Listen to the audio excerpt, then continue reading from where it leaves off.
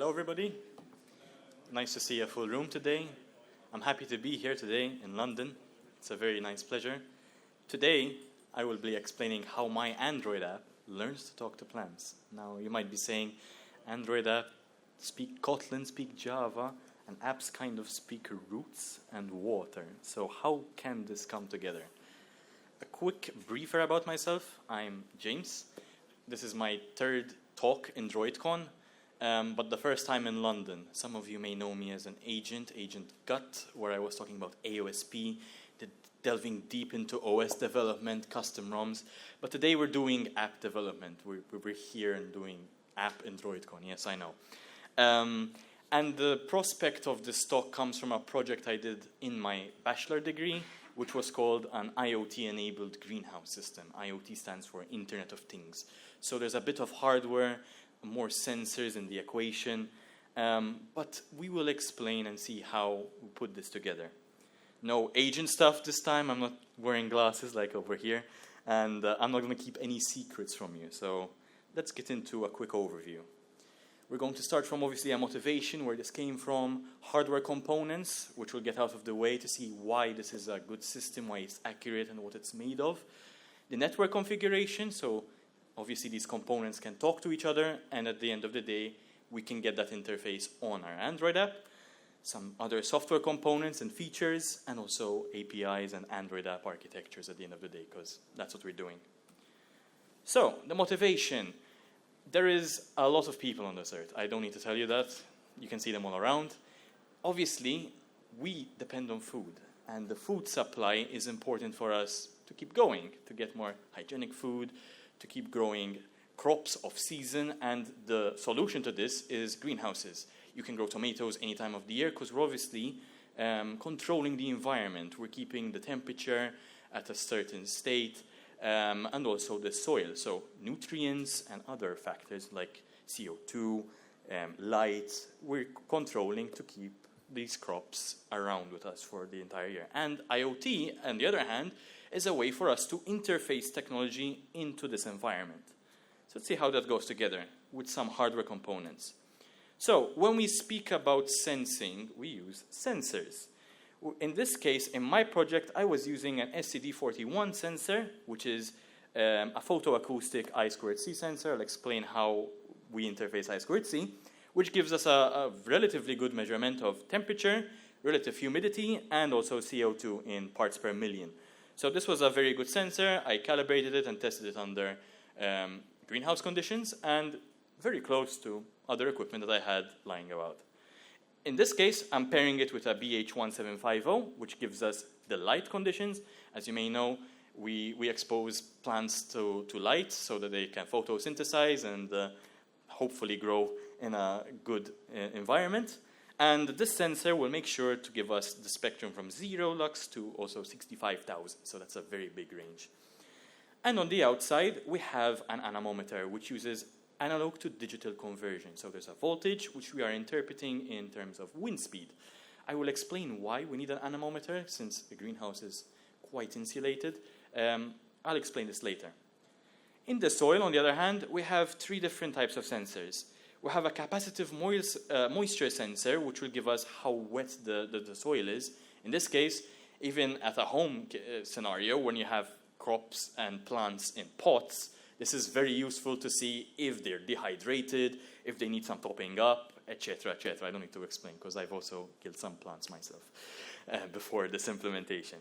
Additionally, we have some more parameters. We have the SEN 603 sensor, which will give us a pH reading and an electrical conductivity.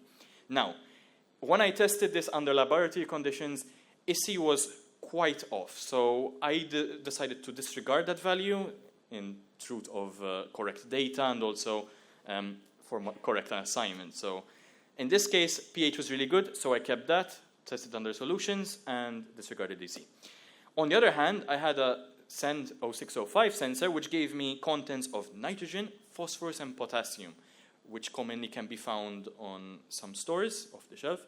But likewise, they weren't as accurate as I wanted. However, I improvised. In this case, I tested them in soil solutions and saw any prospect of changing according to the values and chemicals I had.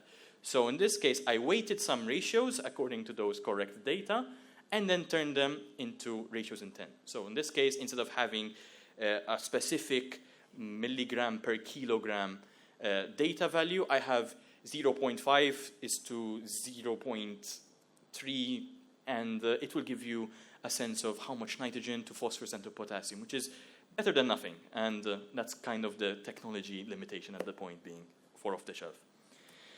To react to this sensor data and also automate, we have actuators. In this case, I have pulse width modulated fans. So in this case, if the temperature is too high, it will kick on and also exhaust some smoke if there's a fire, which you can detect using carbon dioxide.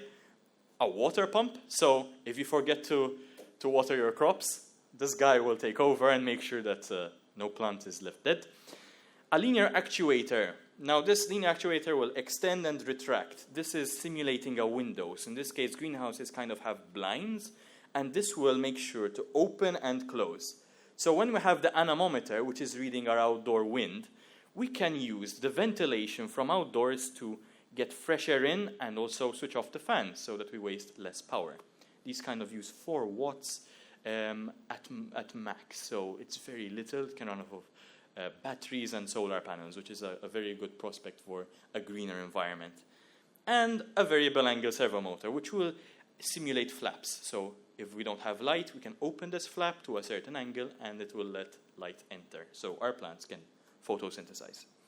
For microcontrollers, these are the brains of all these sensors and actuators. We have an ESP32S3. Why did I choose this? It has a lot of pins. It can interface ADC, I2C, all these fancy words. It's okay. There's libraries for them, and Arduino IDE interfaces well with this. In this case, it also has 32 megabytes of PS RAM, which will be useful for image processing. I will explain how this will be useful later on. And also, with Heltec Wi-Fi LoRa, we can make them talk to each other without needing a Wi-Fi connection. So in this case, if I don't want both of them, so linear actuators, etc., as actuators, and sensors talking over same Wi-Fi, since it's sparse in greenhouses, we can make them talk directly to each other using a protocol called LoRa, which means for long range. It can go up to 1 kilometer. And this is useful if you have multiple greenhouses or multiple zones. I'll explain how we can configure this later on. Right now, actually. So, node-to-node communication. Sensing node and actuating node. These guys use LoRa together, and the sensing node will connect to a Wi-Fi. So in this case, we have internet connection using the sensing node. We're making an API call. We have an API server on the other end, which is receiving this call, as you can see on the cloud database. So sensing uploads data to the cloud using Cloudflare Tunnel. I'll explain more about that soon. That will be downloaded on my computer, so self-hosting, and that will store it on a MySQL database and also push the data on a GitHub repository, which is good for making this public and also easy to access from a website point of view. For some code logic here, there's flowcharts, so every 30 seconds it will refresh these data and make sure that we have up-to-date and real-time values. And then every 10 minutes we can upload that data. So in this case, you can obviously change how frequent you want to do this, but for me, I need to check every 10 minutes, maybe even 30 minutes, because the variables won't change that much in that little of time. Obviously, water takes time to evaporate, and you can figure out the rest. On the other hand, for actuators, we are receiving that packet, we are decoding this JSON file, and then we are reacting to thresholds. So when I see that it's reached 45 degrees in the greenhouse, I say switch on the fans, these plants are going to burn. So we don't want that to happen. We want to also water our crops if it's below 30% of moisture, and things go on. So in this case, light, open flaps, and linear actuator if there's enough wind. So these conditions are fairly basic, they're if conditions. I also managed to do image processing algorithm on a microcontroller. So as you can imagine, we are living in a day of LLMs and on-device AI models, which is good, and I still would like to say that it's a better approach than this. This is more of a prototype. But in general, when we want to detect a green leaf and see if it has any spots, if the edges are starting to corrode, there's going to be this algorithm on a 32 megabyte microcontroller where the server gives a 480p version of the image so it can store it. And then it will bound a box around it, see where the leaf is, get the green pixels, convert them to the yellow pixels. If there's more yellow pixels, then you must probably take care of your crop and see what action needs to be taken, either more nitrogen, phosphorus, according to which crop. But the ideal implementation in this case is knowing what crops you have in the greenhouse, like lettuce, tomatoes, etc., and teaching an LLM model so that it can notice different sort of corrosions in your crops and different defects. So that's the algorithm. If anyone wants to really interpret that and use it for their own prospect, go ahead. But now we will delve deep into how this is interfaced, how it's programmed, and how the server works at the end of the day. So there's a QR code over here, which will take you directly to the project website. And also on Android, I published it on the Google Play Store. It's named IoT Greenhouse app. And you can also find it on the website. So everything's there. Hopefully, it is easy for you to understand and get a feel of how this data is being displayed. Okay, a couple of minutes. All good? Everyone's scanned. Great, thank you. Okay, website and API. Let's speak about how this works. I am using an API server on the computer, which is the server, running a Flask server. So this is Python. It's basically exposing a port and then showing me an endpoint for which we can push data. It will use HTTP post requests. So in this case, the ESP32 will make up an end-to-end post request to the server and then store it on a MySQL database. The Android app, similarly, will interact with this API, see what the latest values are on the latest server, and then interpret it on the dashboard. For the front end, I am using Astro. Astro is a JavaScript framework. I found it fairly easy to navigate some tiles, move things around, and also display high charts, which is a graph library, so that I can show how the trends are moving by time. As I said, it's self-hosted, so Cloudflare, instead of port forwarding myself and then managing with my ISP to see when the IP has changed, all that logic and hassle, I'm using Cloudflare Tunnel.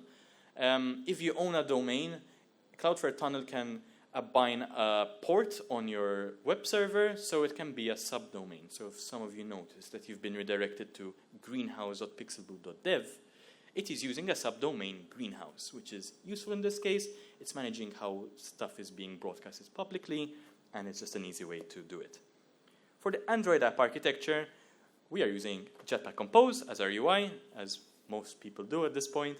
It's just easy to lay out tiles, and also when you're scaling on different devices like foldables, tablets, you name it, it will adapt to that interface. I'm using state management, so when the data is unavailable, the API server is down, the app doesn't crash. It shows you an appropriate error message. If you're out of Wi-Fi or out of data, it will also show you a similar different warning. And then we go with data parsing. So in this case, I'm using a library called Moshi, which will interpret API JSON files for the weather. I also have weather implementations in this app, which will show you predictive weather. We'll get to that later. Kotlin coroutines are a lifesaver. The app is just running, and in the background you have network refreshes. It's just handling the main thread in a more nice manner for me not to really worry about the background stuff. For image loading, we're going to use some icons using Coil. I'll explain where the icons are. And most importantly, using retrofit and OK HTTP to interface my self-hosted API server. Okay, we have screen number 1, which is the home screen. This home screen will give us a dashboard with the live data. In this case, in the Kotlin app, obviously, I am specifying resilient data models. So nullables in this case are completely possible. There are moments where either the ESP32 will go offline. For example, in my case, I kept the microcontroller on from 8 a.m. to 8 p.m. So in this case, there might have been 0 values. In this case, we're using nullables. So it doesn't crash, it's not a problem. It's adaptive, as I mentioned before with Jetta Compose and the tile layouts. And it's also stateful. So loading, refreshing, etc. is simple to do. It will give you a real-time value. Very straightforward, very easy to understand. The history screen. In this case, I found it slightly tricky to have those nullables in a graph natively composed in Jetpack Compose. So I'm using a web view. Forgive me for this. It's JavaScript. It still works. It gets the job done. So I just stuck to something which works. It's running some code, so it hides the nav bar and the bottom bar, so it looks more integrated. And it also gives you a native UI error in case you run out of internet. Very straightforward for the most complicated part, which is the weather screen. In this case, I am showing weather in Shokia, which is in Gozo. It is preloaded from Open Weather API onto my own self-hosted PC so that I can keep track of how many refreshes I have and I don't run out of tokens. There's the icon up there which will change according to what weather state you have. It's very small. It will become either a cloud. Right now it's cloudy in Shokia, so check on that. And it will give you a live metar, so it will stay scrolling, giving you an hour-by-hour situation of how things will go. So Compose makes it look good and also error handling. We're using a repository, obviously, to manage how this data is flowing through. To conclude, some future works. Obviously, alert notifications are in Android, and it would be helpful if it guides a farmer to let him know if moisture is down, if there's not enough light. It will ping him on the fly to let him know about these changes.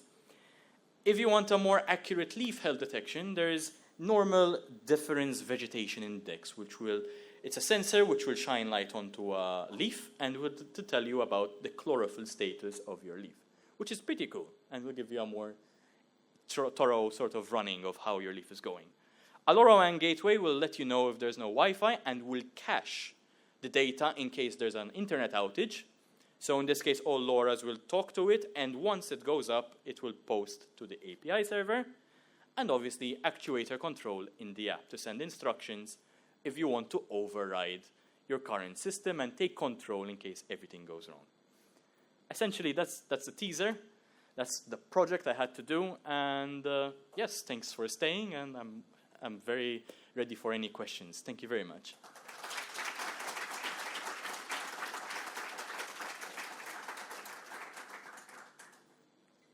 Any questions, you can raise your hand, by the way.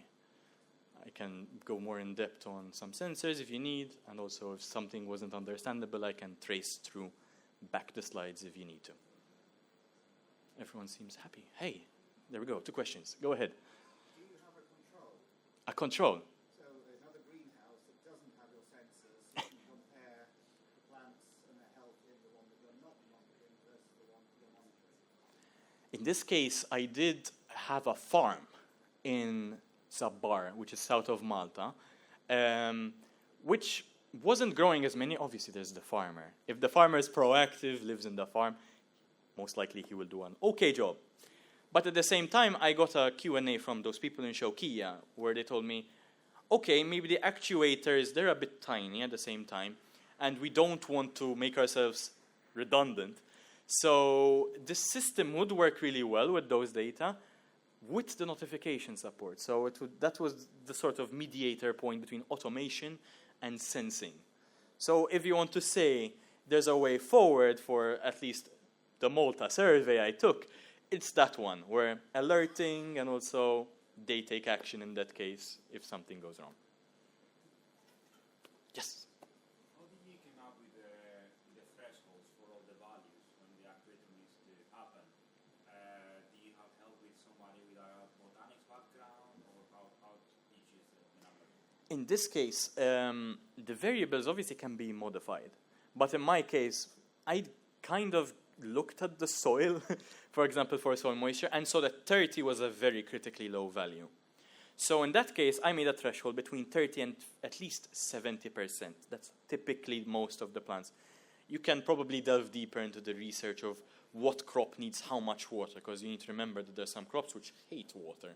They're made for like dry environments, like cactuses.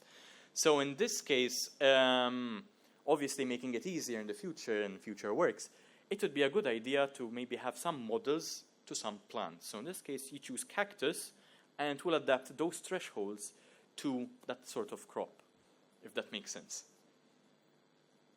Yep. Can you explain why you needed the wind speed? Yes, natural ventilation. I mentioned it slightly, but you're right. Maybe it wasn't clear. It's so that we save power, and instead of switching on the fans at full speed, we open the window using the linear actuator, and then we have natural ventilation coming in, and then that reduces the temperature. Hope that clarifies. Yes? In fact, it was those, the SCN 0605, this one, that was the unexpected challenger in the equation of things.